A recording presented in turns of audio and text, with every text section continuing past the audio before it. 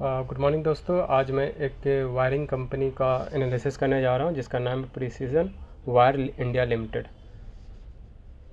ये मैंने उसका वेबसाइट ओपन किया हुआ है।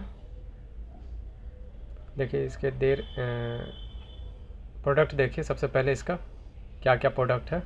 राउंड वाइंडिंग वायर्स है, रेक्टेंगुलर वाइंडिंग वायर्स है और ट्रांसपोज कंडक्टर्स है, इंसुलेटेड कॉपर कंडक्टर है, समरसिबल वाइंडिंग वायर्स है।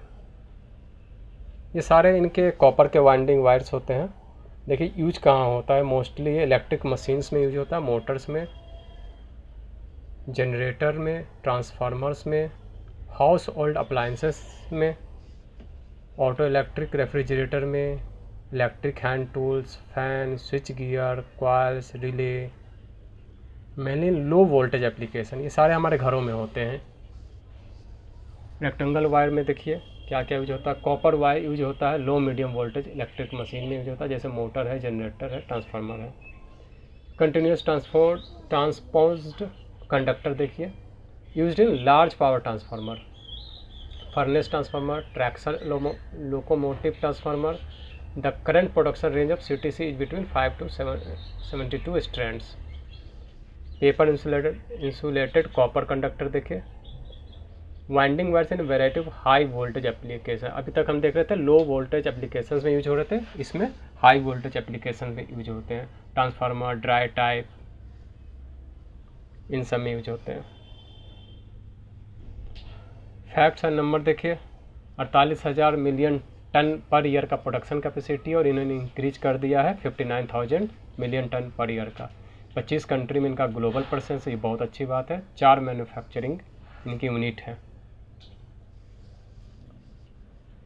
मतलब हमारे घरों में जो भी अप्लायंसेस होते हैं उसमें जो वाइंडिंग वायर होता है अंदर कॉपर का, तो इस चीज़ में ये कंपनी अपना प्रोडक्शन करती है।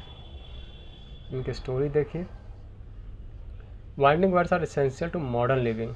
तो वाकई में हमारे जो भी अप्लायंसेस है, जितने भी चीज़ें हैं, सब में वायर की वाइंडिंग ही होती है और वो कॉपर की होती है। इसलिए ये कह रहे हैं with its wide speed use touching our lifes every single day. Demands हमेशा रहता है कस्टमर्स से। 1989 में ये Atlas Wires and Mahendra Mehta family founded किया था इन्होंने। महेंद्रा मेहता फैमिली ने। PWI was the later merge, और PWIL में इनका बाद में मर्ज हुआ 2001 में। Today with installed capacity about, ये मैंने पहले ही बताया था, 49,000 मिलियन टन से 55,000 इन्होंने मिलियन टन का कर लिया। इनका प्रोड्यूसर है south Asia, largest producer of winding wire in south Asia का सबसे लार्जेस्ट प्रोड्यूसर है। इनके प्रोडक्ट मैंने ऊपर बताया था, समरसीबल में और होम अप्लायंसेस में इनका यूज होता है। तो जितने भी अप्लायंसेस होते हैं सब में वायर की तो ज़रूरत होती है, क्योंकि अंदर मोटर होते हैं, तो वाइंडिंग जो वायर होता है तो इन्हीं कंपनी का होता है। विजन देखिए साफ है, long history, expertise and become one of the largest high quality winding wire product and वो विश्व में सबसे बड़ा और अच्छे क्वालिटी का प्रोडक्ट बनाना है इनको। मिशन भी इनका क्लियर है, मोस्ट कंसिस्टेंट और रिलायबल। इनका ग्रोथ देखिए 1981, 1992 पब्लिक इशू होता है। 1993, 1996, 2001, 2006, 2010 में इंस्टॉल्ड कैपेसिटी इंक्रीज करके 29,000 मिलियन टन कर लिया इन्होंने, और 2011 में 36,000 मिलियन टन पर ईयर कर लिया इन्होंने। कैपेसिटी हर साल ये धीरे धीरे ये बढ़ाते चले गए। देखिए 18-23 में इन्होंने 48,000 मिलियन टन का कैपेसिटी किया, और 2024 में 59,000 मिलियन टन पर ईयर का कैपेसिटी उनका लिया। डैशबोर्ड पर देखते हैं स्क्रीनर पर इनका 6,000 करोड़ का मार्केट कैप है, 47 का PE, ROC 26, ROE 16, sales growth 23, profit growth 57 है, क्वार्टरली सेल्स ग्रोथ 32 और 98, बहुत बढ़िया क्वार्टर है इनका। डेट टू इक्विटी 0.9 है, बहुत कम है। पी देखते हैं इनका 3 साल का। एक्चुअली इसमें हम EPS देखेंगे, 3 के EPS से स्टार्ट होता है और ये 7 का EPS, 3 साल में इसका EPS ऑलमोस्ट डबल से ऊपर चला जाता है। इनके कुछ पीयर्स कंपनी है देखिए जो भी अच्छा ग्रोथ कर रही है सेल्स प्रॉफिट में, बहेती रिसाइकलिंग और सनलाइट रिसाइकलिंग। क्वार्टरली रिजल्ट देखें 982 से 1348 करोड़ 40,000 से 75 ऑपरेटिंग प्रॉफिट, नेट प्रॉफिट 19 से लेकर 38 हो जाता है, डबल। सेल्स प्रॉफिट देखिए 1526 से 4755 हो गया 2020 से 2025 तक में, 73 से 264 करोड़ का ऑपरेटिंग प्रॉफिट, नेट प्रॉफिट 32 से 130 करोड़ का हो जाता है इनका 5 साल में। कंपाउंडेड सेल्स ग्रोथ देखिए 10 साल, 5 साल, 3 साल का 16%, 21%, 14% और TTM में 23%। प्रॉफिट ग्रोथ देखिए 24%, 23%, 12%, 58% इनका 10 साल, 5 साल और 3 साल में। और इसी तरह इनका स्टॉक प्राइस CAGR देखिए 42, 69, 69, 160। ROC भी बहुत बढ़िया है इनका। बैलेंस शीट देखिए इनका ग्रोथ बहुत अच्छा है, बोरोइंग कम है, अगर बढ़ा भी है तो इन्होंने अपना एसेट बढ़ाया है।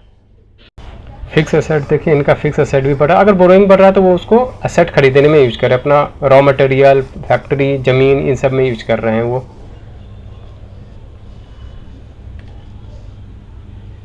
शेयर होल्डिंग पैटर्न देखिए इनका,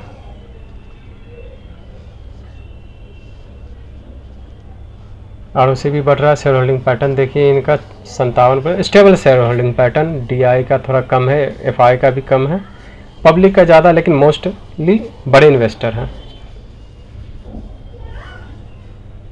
चार्ट देखते हैं इनका, इस कंपनी का चार्ट देखते हैं, मंथली चार्ट देखिए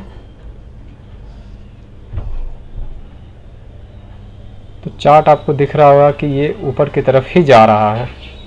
एक अच्छा मतलब अगर कोई कंपनी का चार्ट अगर ऊपर की तरफ, नीचे से ऊपर की तरफ जा रहा है तो ये एक बढ़िया ग्रोथ दिखाता है। तो हमें हमेशा ऐसे ही प्राइस एक्शन पे ध्यान देना है कि वो प्राइस कहाँ जा रहा है, 5 साल में, 3 साल में, 10 साल में। जिस तरह से इनका सेल्स प्रॉफिट बढ़ा है 5 साल में, 7 साल में, उस तरह इनका प्राइस भी बढ़ रहा है। बीच में छोटे मोटे फ्लक्चुएशन होते हैं, उसमें कोई दिक्कत नहीं, क्योंकि बहुत सारे इवेंट होते हैं बीच में।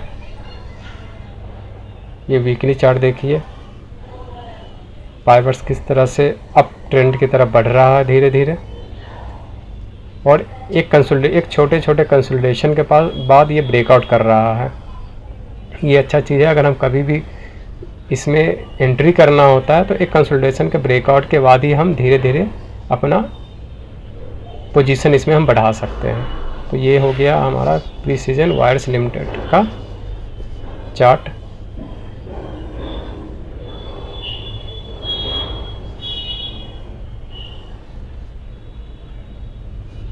तो आपको अगर ये वीडियो अच्छा लगा हो तो लाइक कीजिए, सब्सक्राइब कीजिए और अपने दोस्तों के साथ शेयर कीजिए। इस तरह से मैं और भी वीडियो लेके आता रहूँगा। Thank you.